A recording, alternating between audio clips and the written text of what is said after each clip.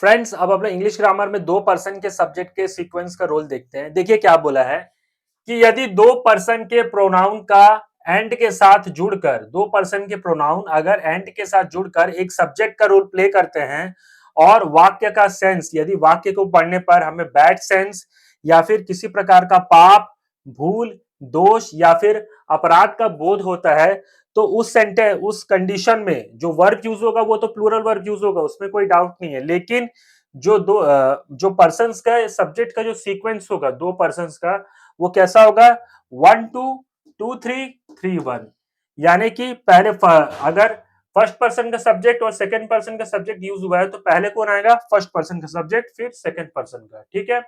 अगर वाक्य में थर्ड पर्सन का सब्जेक्ट और फर्स्ट पर्सन का सब्जेक्ट यूज हुआ है तो पहले कौन से पर्सन का सब्जेक्ट आएगा? पहले आएगा फर्स्ट पर्सन का सब्जेक्ट, फिर थर्ड पर्सन का सब्जेक्ट आएगा।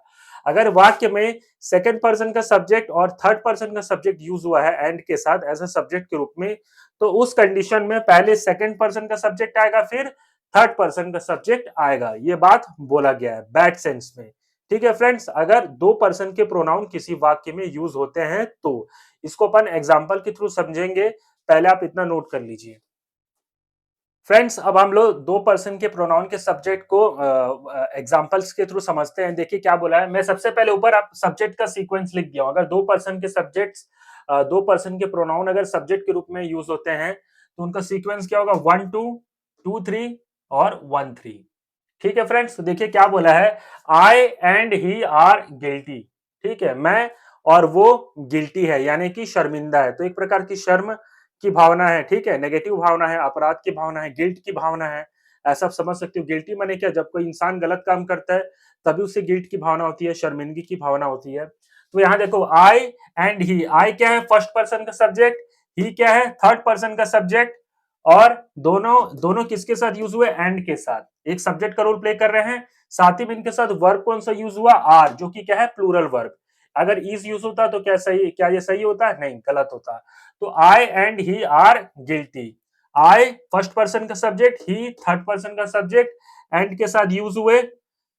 आई फर्स्ट पर्सन का प्रोनाउन है, ही थर्ड पर्सन का प्रोनाउन है, एंड के साथ यूज हो रहे हैं एक सब्जेक्ट के फॉर्म में। और आर क्या है? इसमें प्लूरल वर्ब है, जो कि सही है। लेकिन सीक्वेंस देखो, पहले आई आया, फिर ही आया। तो पहले फर्स्ट पर्सन का सब्जेक्ट आया, फिर थर्ड पर्सन का सब्जेक्ट आया। तो कौन सा सीक्वेंस फॉलो हुआ? ये वाला। क्योंकि इसमें दो पर्सन के ही प्रोनाउन यूज हुए तो ये वाला सीक्वेंस फॉलो हुआ। ठीक उसी प्रकार I and you have done something wrong.